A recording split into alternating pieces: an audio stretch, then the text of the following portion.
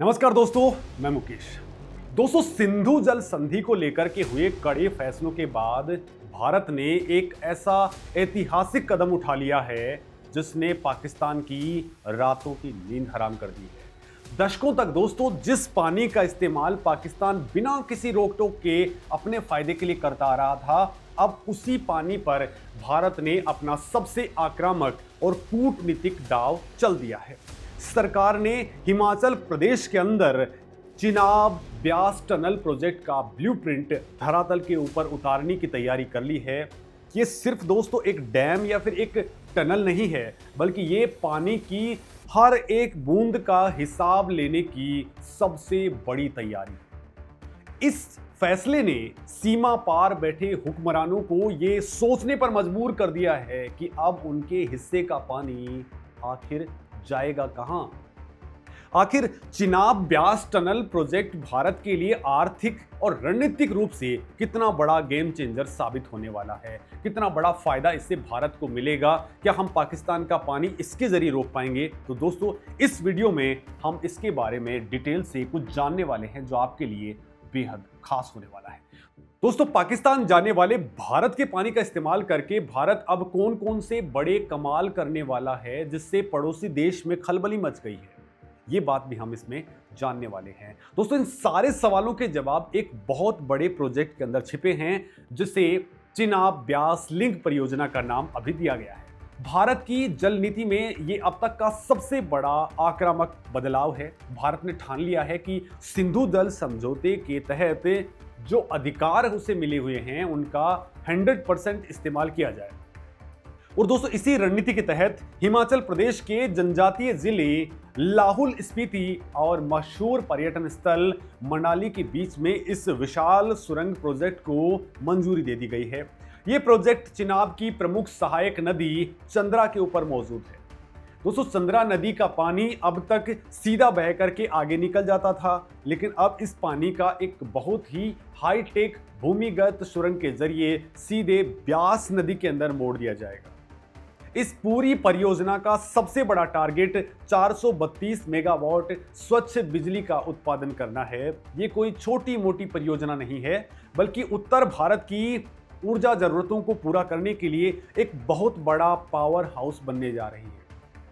दोस्तों, 8.7 किलोमीटर लंबी ये विशाल टनल पहाड़ों का सीना चीर करके बनाई जाएगी।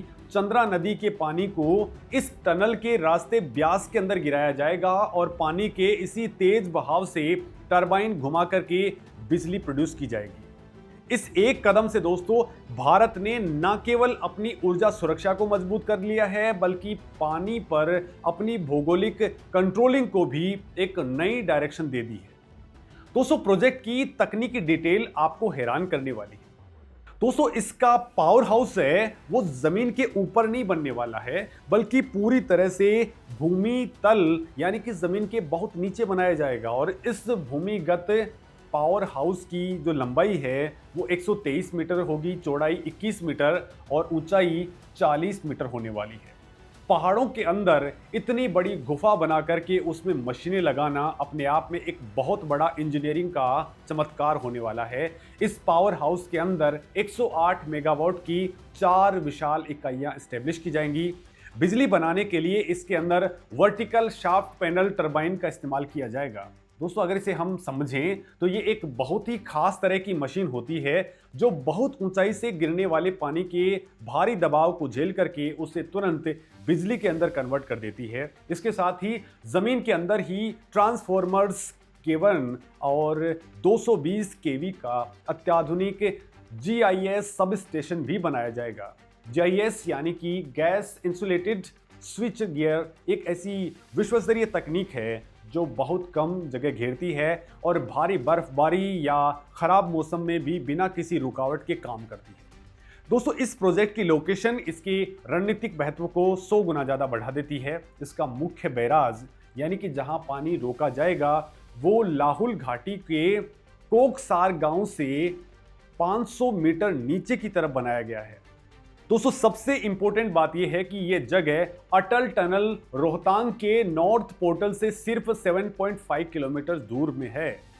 अटल टनल पहले से ही भारत के लिए एक बहुत ही बड़ी रणनीतिक संपत्ति है और अब दोस्तों उसी के पास में यानी कि 7.5 किलोमीटर के दायरे के अंदर ही पावर प्रोजेक्ट का बनना राष्ट्रीय सुरक्षा और सीमावर्ती विकास को एक अलग लेवल पर लेकर के चला जाएगा। टनल से निकलने वाले पानी का आउटफॉल मनाली के मढ़ी गांव के पास में व्यास नाले के अंदर छोड़ा जाएगा जो सीधे मनाली लेह राष्ट्रीय राजमार्ग पर मौजूद है। दोस्तों हिमालय के इन दुर्गम पहाड़ों में निर्माण कोई आसान काम नहीं है, लिहाजा भारत यहां टनल बोरिंग मशीन यानी कि टीबीएम का इस्तेमाल करने जा रहा है। टीबीएम एक बहुत ही विशाल और एडवांस मशीन होती है जो बिना कोई धमाका किए पहाड़ों को अंदर ही अंदर काटती रहती है और रास्ता बनाती है। मढ़ी में ब्यास नाले पर एक बड़ा पुल बना करके इस विशाल मशीन के अलग अलग हिस्सों को जोड़ा जाएगा और फिर मुख्य टनल की खुदाई शुरू हो जाएगी। दोस्तों प्रोजेक्ट की साइट तक भारी मशीनें पहुंचाने के लिए बुनियादी ढांचे पर भी तेजी से काम हो रहा है। कोकसार पुल से बैराज स्थल तक 500 मीटर लंबी एक मजबूत सड़क बनाई जा रही है। इसके अलावा मुख्य हाईवे से टनल बोरिंग मशीन को लॉन्च करने वाली जगह तक 1000 मीटर तक और सड़क बनेगी। ये सड़कें सिर्फ इस प्रोजेक्ट के ही काम नहीं आएंगी बल्कि भविष्य के अंदर सेना की आवाजाही और स्थानीय लोगों के लिए भी एक मजबूत नेटवर्क का काम करेंगी। दोस्तों भारत ने इस प्रोजेक्ट के अंदर पर्यावरण और संसाधनों के सही इस्तेमाल का भी एक शानदार मॉडल प्रेजेंट किया है। पहाड़ों की खुदाई से जो हजारों टन मलबा और पत्थर निकलेगा उसे यूं ही नहीं फेंका जाएगा। प्रोजेक्ट साइट के ऊपर कोकसार बैरेज के पास में नदी के तल से निकलने वाली करीब 2.5 लाख टन सामग्री पहले से ही मौजूद है। इसके अलावा दोस्तों 8.7 किलोमीटर लंबी सुरंग और रास्तों की खुदाई से लगभग 4.5 लाख टन पत्थर और मिट्टी निकलेगी। भारत के इंजीनियर इस पूरे मलबे को प्रोसेस करके उसका इस्तेमाल क्रशर के जरिए रेत और बजरी बनाने के अंदर करेंगे। दोस्तों इसी रेत और बजरी से कंक्रीट तैयार करके पूरे प्रोजेक्ट का निर्माण होगा।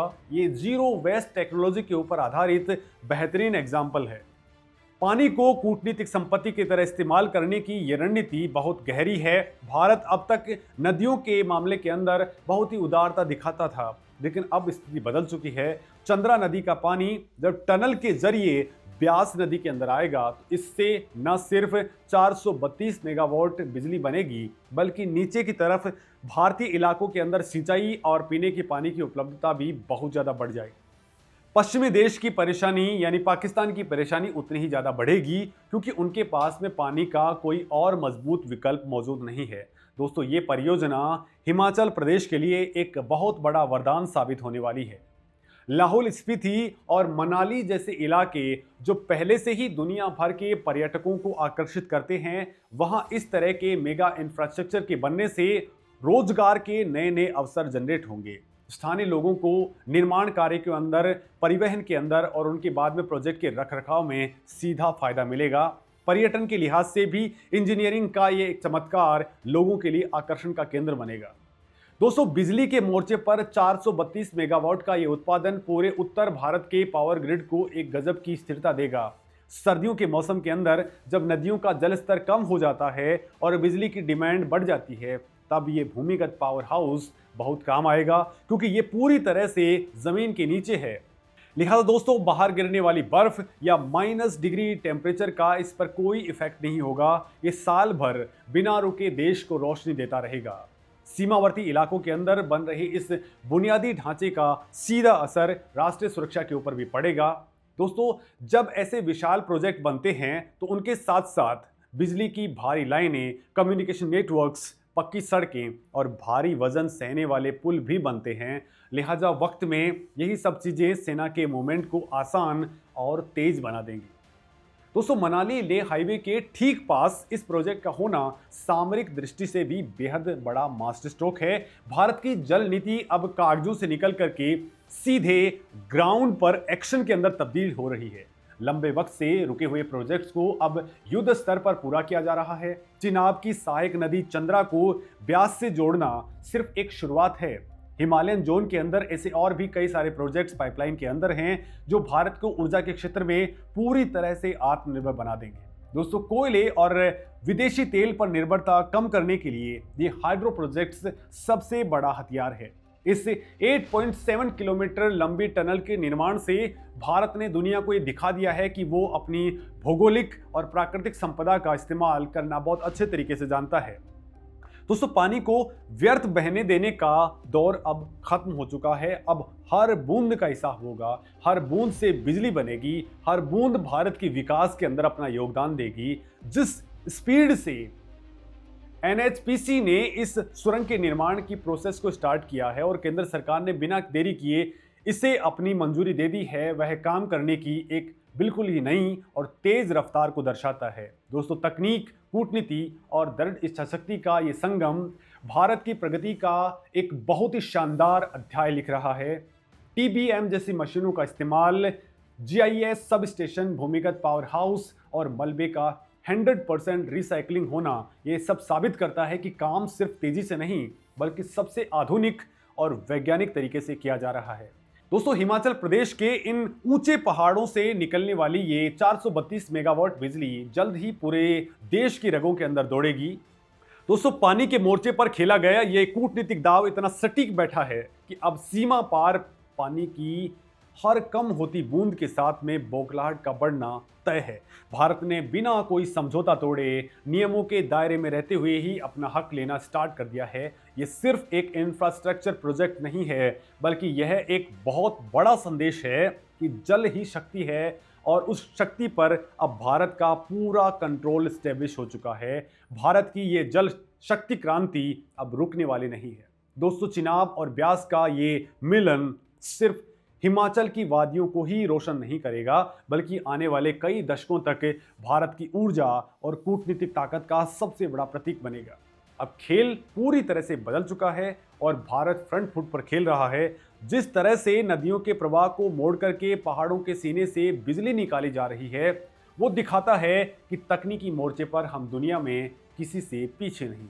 दोस्तों, इस मामले में आपका क्या कहना है? कमेंट में अपनी राय लिख करके जरूर शेयर करें। नमस्कार।